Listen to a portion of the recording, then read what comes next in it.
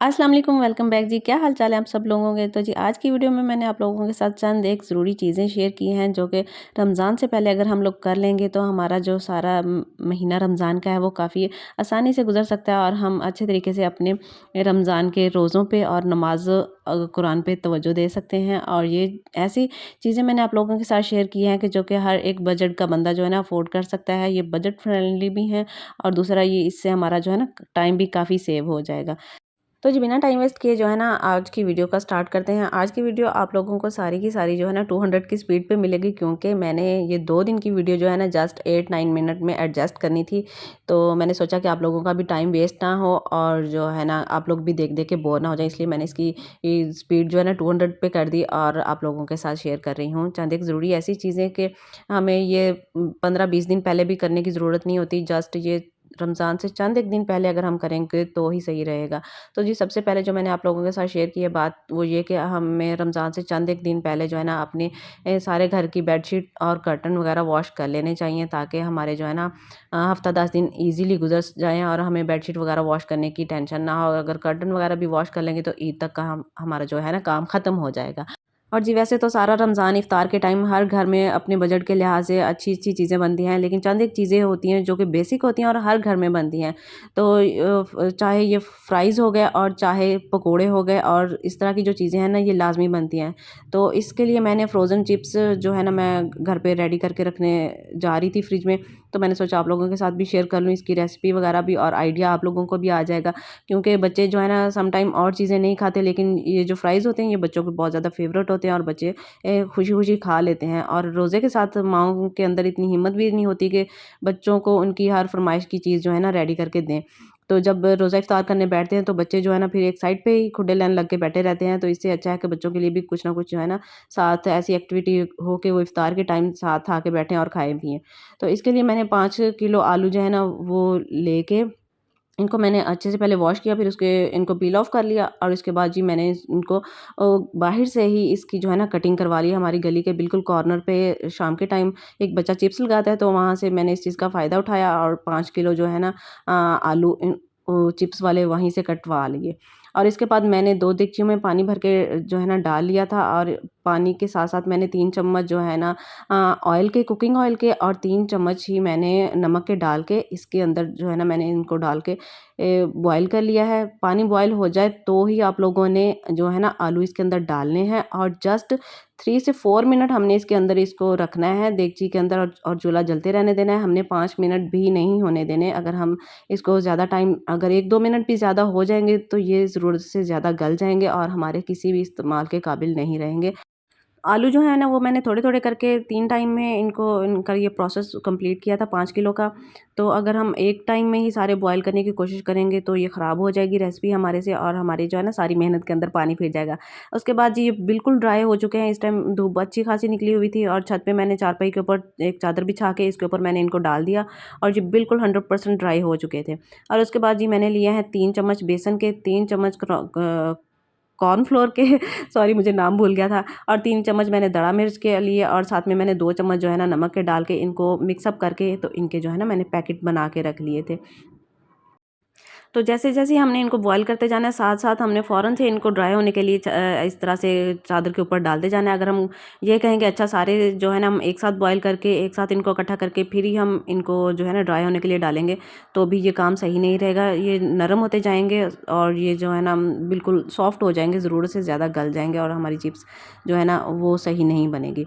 तो यहाँ पे मैंने इसके तकरीबन मेरे बन गए थे 12-15 पैकेट बन गए थे। उसके बाद मैंने इनको जी फ्रीज़ कर दिया है। अब हम चलते हैं अपनी नेक्स्ट रेसिपी की तरफ। तो जी जैसा कि मैंने वीडियो के स्टार्ट में ही बताया था, मैंने जस्ट बेसिक चीज़ें उठाई हैं फ्रीज़ वगैरह करने के लिए और रमज़ान की तैयारी के लिए, ताकि हमारी जो है ना बजट पे हैवी बोझ ना बने। तो इसके लिए जो है ना पकोड़े भी हर घर में मस्ट बनते हैं, चाहे जो भी हो जाए। पकोड़े, दही भल्ले और जो है ना फ्राइज़, ये तो लाज़मी चीज़ें बनती हैं। तो यही बेसिक चीज़ें होती हैं और इसी को हम अच्छे तरीके से जो है ना अगर सेव कर लेंगे और अपने टाइम की भी बचत कर लेंगे और अपनी भी जो है ना मेहनत की भी बचत कर लेंगे, तो हमारे लिए काफ़ी अच्छा रह जाएगा। वैसे तो आप लोग अपनी फैमिली की नीड के अकॉर्डिंग और अपनी बजट की नीड के अकॉर्डिंग भी अच्छे से चीज़ें जो है ना रेडी करके रख सकते हैं रमज़ान में इफ्तारी के लिए। लेकिन चंद एक जो चीज़ें होती हैं वो बेसिक होती हैं, जिस तरह के पकोड़े, तो इनकी तैयारी के लिए हमने यहाँ पे पालक और जो है ना हरा धनिया अच्छे से साफ़ करके इन दोनों चीज़ों को इनको कटिंग करके, और अब हम यहाँ पे जो है ना न्यूज़पेपर ले लेंगे और इसके हम इस तरह से बैग बना लेंगे स्टेपलर करके। तो इसके अंदर हम इसको डाल के रख देंगे। ये हमारे जो है ना कम से कम 15-20 दिन बहुत ईज़िली निकल जाएँगे, ये ख़राब भी नहीं होगी। और बिल्कुल हम अपने जे फ्रिज में से पैकेट खोलेंगे, निकालेंगे और हमारे जो है ना पकौड़े बिल्कुल आसानी से रेडी हो जाएँगे।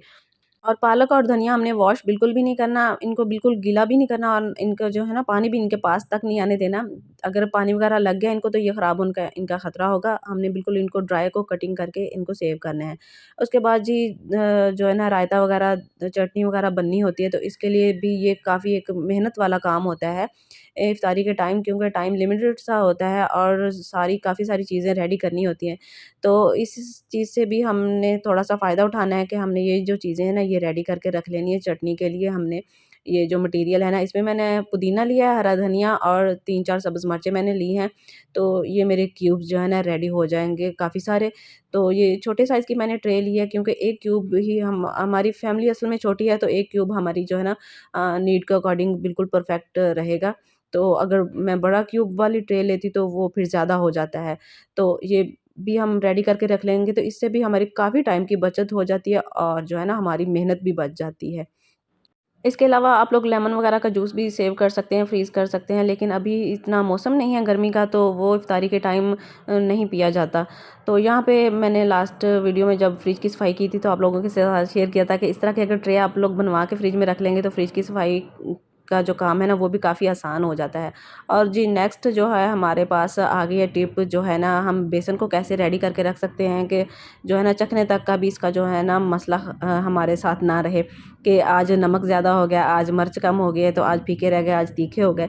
तो हम जो है ना बेसन भी अपना रेडी करके रख लेंगे। बेसन लिया मैंने 1 किलो और इसको मैंने अच्छे से छान लिया है। इसके अंदर मैंने 3 चम्मच जो है ना सूखा धनिया इसको पीस के डाल लिया है, 3 चम्मच मैंने ज़ीरे के डाले हैं और 3 चम्मच ही मैंने धड़ा मिर्च के डाले हैं, 3 चम्मच ही मैंने साथ में रख के डाल दिए हैं नमक के। तो ये जो हमारा बेसन का मटीरियल बिल्कुल रेडी हो गया है, तो पकोड़े हमारे जो है ना बस 1 मिनट के फासले की दूरी पे हैं क्योंकि हमने पालक भी अपनी रेडी करके रख ली है और हमने अपना बेसन भी जो है ना रेडी करके रख लिया है। रोज़-रोज़ ना हमें मसाले ढूँढने पड़े, ना डालने पड़े और ना ही टेस्ट करने पड़े। तो अगर आप लोगों का जो टेस्ट है नमक मिर्च का वो कम या ज़्यादा है, तो आप लोग एक दफ़ा घर में बना के ट्राई करके देख लें। अगर इसमें कोई चीज़ ज़्यादा या कम आप लोगों को लगे, तो वो आप लोग दोबारा भी एडजस्ट कर सकते हैं। और जी साथ ही जो मैंने कपड़े वगैरह सॉरी कपड़े नहीं, जो बेडशीट वगैरह उतारी थी वो मैंने मशीन में डाल दी थी और मेरे काम ख़त्म होने तक ये भी बिल्कुल जो है ना वॉश हो गई हैं और ड्राई भी हो गई हैं।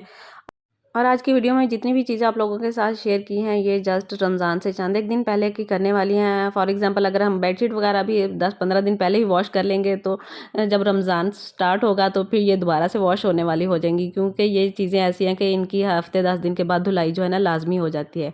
तो इस तरह से हमने जो है ना अपनी ये चीज़ें भी समेट लेनी है और साथ ही साथ हमने जो है ना अपने हैवी कपड़े जो है ना, ज़्यादा जर्सियाँ जो है ना मोटी वाली, क्योंकि अब मौसम तो इतना नहीं गर्म रह गया, सॉरी सर्द नहीं रह गया, तो इस तरह के जो हैवी वेट कपड़े हैं ना इनको भी हम संभाल के रख लेंगे, ताकि हमारे घर से ना जो एक्स्ट्रा बोझ है ना वो भी थोड़ा सा कम हो जाए।